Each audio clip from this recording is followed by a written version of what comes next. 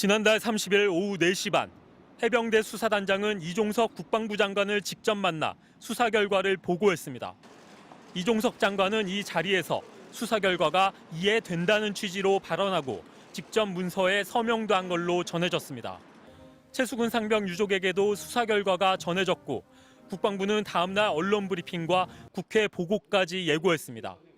해병대 수사단은 현장 지휘관들이 반드시 해야 할 의무를 다하지 못한 점이 발견됐다. 범죄가 된다고 생각하지만 관할이 아닌 만큼 경북경찰청으로 자료를 넘기겠다는 브리핑 자료까지 준비한 걸로 확인됐습니다.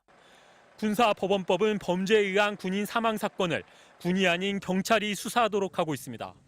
이 자료는 국가안보실의 요청으로 대통령실에도 보고됐습니다. 그런데 하루 만인 다음 날 오후 이종석 국방부 장관은 해병대 부사령관을 만나 수사 결과 이첩을 보류하라고 지시했습니다. 언론 브리핑은 1시간을 앞두고 취소됐습니다. 국방부 장관의 7월 30일자 서명이 있는 원 명령이 존재하는 거거든요. 국방부에서는 지금 이 내용 중에 빼라라고 한 것이 없다 이렇게 확인해주고 있지 않습니까? 8월 1일 국방부 법무관리관실은 더 나아가 전체 혐의 사실을 다 제외하라는 지시를 수사단에 내려보냈습니다. 장관에게 이미 보고된 사안이라고 설명했지만 이번엔 국방부 차관까지 나서 장관 결재는 중간 결재라고 질책한 걸로 알려졌습니다.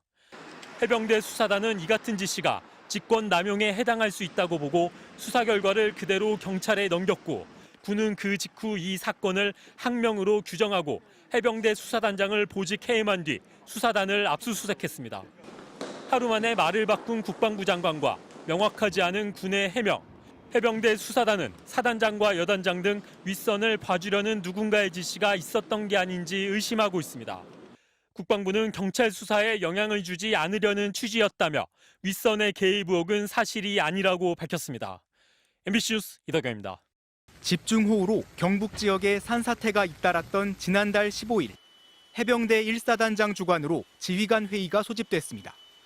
해병대원의 복구 현장 투입이 논의됐는데 해병대 수사단 조사 결과 이때까지만 해도 실종자 수색은 거론되지 않았습니다. 이 때문에 해병대원들은 안전장비 없이 장화와 포대자루, 삽과 곡괭이만 챙겼습니다. 해병대 1사단장은 대원들이 떠나기 직전에야 실종자 수색도 과업에 포함된다고 말했고 이 때문에 대대장 이하 지휘관들은 수경지에 도착하고 나서야 실종자를 수색해야 한다는 사실을 알게 된 것으로 조사 결과 드러났습니다. 7월 18일 현장을 찾은 해병대 1사단장은 더 나아가 물속에 장병들을 투입시키라는 취지의 지시를 거듭 내린 것으로 조사됐습니다. 물이 가슴 높이까지 차오른다는 현장의 보고는 철저히 무시됐습니다. 지휘관들이 물이 가슴까지 차오른다고까지 했대요. 영상통화까지 했는데도 불구하고 그냥 수색해라고 했대요. 등에 적힌 해병 글씨가 잘 보이도록 복장 통일을 지시했다는 의혹도 조사 결과 사실로 드러났습니다. 현장 지휘관들은 복장 통일이 잘 안 됐다는 사단장의 지적사항을 전달받았다고 진술했습니다. 사단장님 강조사항으로 하의는 전투복, 상의는 빨간 해병대 체육복을 입게 하라는 지시가 내려진 이유입니다. 해병대 수사단은 결국 1사단장이 작전의 주요 임무가 실종자 수색이라는 것을 공지하지 않아 장비를 준비하지 못하게 했고 무리하게 수색을 요구하며 안전에 대해선 어떠한 언급도 없이 복장 통일과 철저한 브리핑만 지시했다고 결론냈습니다. 실제로 해병대 1사단장은 물속에서 탐침복만 들고 작업 중인 해병대원들의 사진 보도를 보고 적극적인 홍보가 아주 좋다고만 독려한 것으로 확인됐습니다. 현장 지휘관들의 여러 가지 가실이 나오고 있는데 이것을 은폐 축소하기 위한 것인지 따져봐야 되겠습니다. 최수근 상병은 해병대 1사단장이 현장을 찾아 수색을 독촉한 바로 그 다음 날 급류에 휩쓸려 숨진 채 발견됐습니다. MBC 뉴스 홍익표입니다. 지난달 18일 해병대 7포병 대대장은 휘하에 있는 중대장들과 수색 작업을 논의하는 회의를 가졌습니다. 이 회의 직전에 열린 포병 대대장 회의에서 상부로부터 내일부터 허리까지 들어간다는 지시를 받은 상황이었습니다. 대대장은 직접 그림을 그려가면서 장병들을 물속에 들여보내라고 중대장들에게 지시했습니다. 그러자 한 간부가 장병들이 장화를 신고 물에 들어가면 안 된다. 군화를 신겨야 한다고 건의하자 대대장은 지금 분위기 모르냐? 정신 차려라라고 면박을 준 뒤 지금 복장 통일을 하라고 난리다 라는 취지의 발언을 한 것으로 해병대 자체 수사 결과 드러났습니다.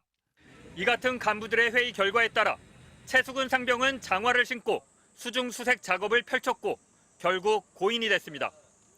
해병대 수사단은 최 상병이 장화를 신지만 않았어도 혼자 물장구를 쳐서 살아나왔을 가능성이 더 컸을 것이라고 판단했습니다. 장화는 좀 위험하다고 생각돼요. 우리가 흔히 농촌에서 농사를 지으면서도 물에 들어갈 때는 장화를 잘 안 신어요. 장화 안에 모래라든가 또 물이 들어가게 되면 그게 얼마나 먹겠습니까?